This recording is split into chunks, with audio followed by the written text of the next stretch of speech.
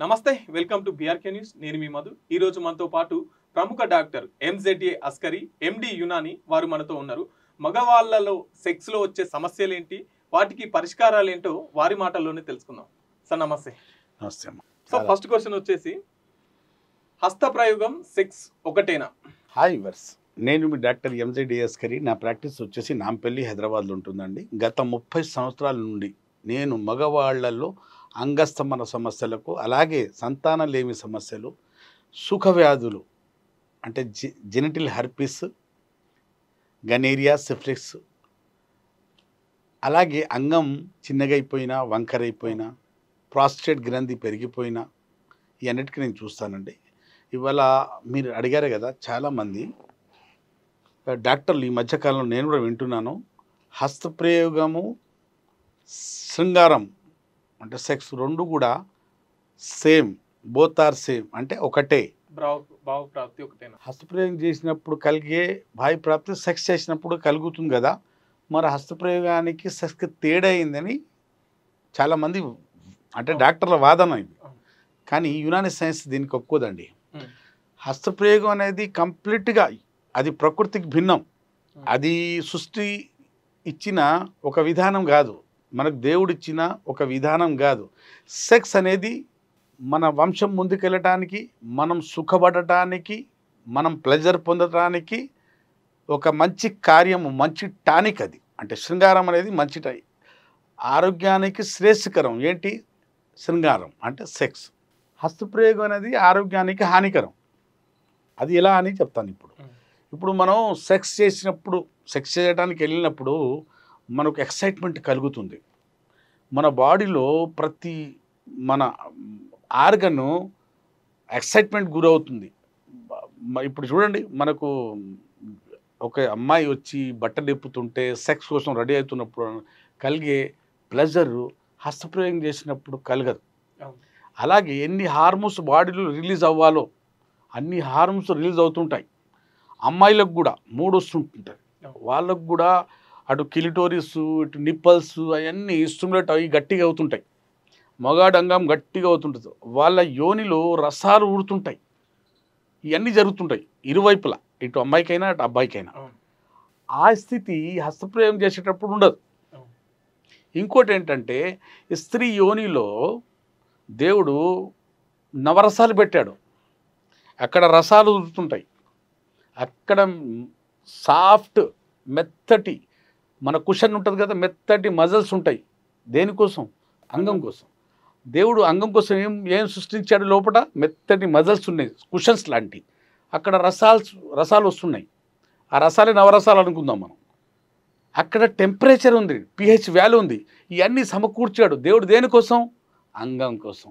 అంగము shape పాడు కాకూడదు, అంగం ఆకారం పాడు కాకూడదు, అంగం లోపల ఉన్న సెల్స్, ఆర్టరీస్, వెయిన్స్ ఇవన్నీ నష్టపోకూడదు, డ్యామేజ్ అవ్వకూడదు. మనం ఎంత స్ట్రోక్లు ఇచ్చినా కూడా అవి సాగుతుంటాయి. అక్కడ నున్నటి పదార్థం ఉంటుంది కాబట్టి, అక్కడ రసాలు ఉన్నాయి కదా, మనం ఎంత స్ట్రోక్లు ఇచ్చినా కూడా అవి మన ఎలాంటి హాని మన అంగానికి కలగదు. అది కాకుండా యోని ఎంత బిగించుకోవాలో అంతే బిగించుకుంటుంది మన అంగానికి, మన సెక్స్ చేసేటప్పుడు. దానికి భిన్నంగా హస్తప్రయోగానికి ఏమవుతుందంటే, ఇక్కడ రఫ్ స్కిన్ ఉంది, ఇక్కడ రసాలు ఊరట్లేదు, సాఫ్ట్నెస్ లేదు, ఇక్కడ టెంపరేచర్ లేదు. ఇవన్నిటి పక్కన పెడితే ఈ అంగం అనుకోండి, ఇది మనం బిగించుకుంటున్నాం గట్టిగా, ఫోర్స్గా ఇలా బాగా కొట్టినప్పుడు అంగం ఆకారం చాలా సెన్సిటివ్గా ఉంటుంది. ఇక్కడున్న ఆకారం లోపల ఉన్న ఆర్టరీస్, రక్తనాళాలు, నరాలు, అక్కడున్న ఎండోథీలియల్ సెల్స్ ఉంటాయి. ఆ సెల్స్ అన్నీ, నరాలన్నీ, ఆకారం అంతా పాడైపోవడం జరుగుతుంటుంది. నష్టం వల్ల పెద్దగా ఉన్న అంగం, 6 ఇంచుల అంగము 13-15 ఇయర్స్ హస్తప్రయోగం చేయడం వల్ల పెళ్ళి అయ్యే వరకు 2-3 ఇంచుల అంగం తగ్గిపోతుంది. ఇంకా మన టైం తగ్గిపోతుంది, టైం కూడా తగ్గుతుంది.